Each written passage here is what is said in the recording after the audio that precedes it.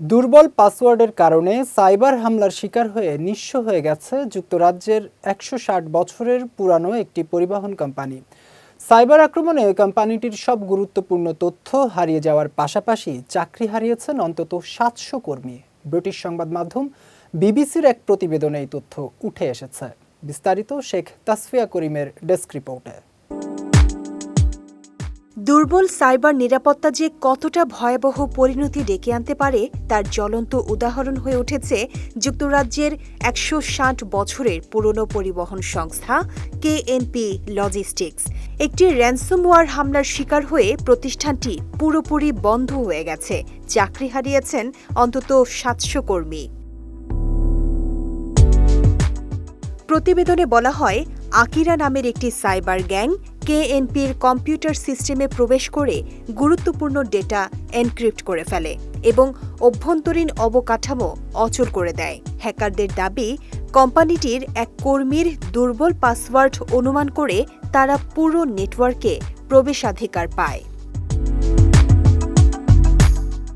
কেএনপির পরিচালক পল অ্যাবট ঘটনার জন্য সরাসরি দুর্বল পাসওয়ার্ড ব্যবস্থাকেই দায়ী করেন। তিনি জানান, যার পাসওয়ার্ড দিয়ে হামলাটি হয়েছে তাকে তিনি বিষয়টি অবহিত করেননি। প্রতিষ্ঠানটির মালিকানায় প্রায় ৫০০ লরি থাকলেও এমন হামলার ধকল সামলানো তাদের পক্ষে সম্ভব হয়নি।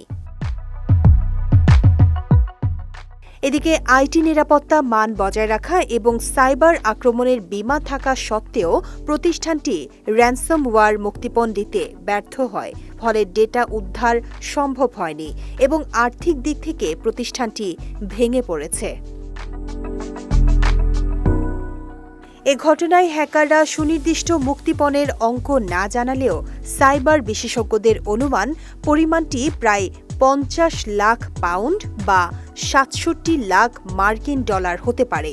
এ ঘটনার পর এমএনএস, কোঅপ এবং হ্যারোডসের মতো আরও কয়েকটি ব্রিটিশ কোম্পানিও অনুরূপ হামলার শিকার হয়েছে।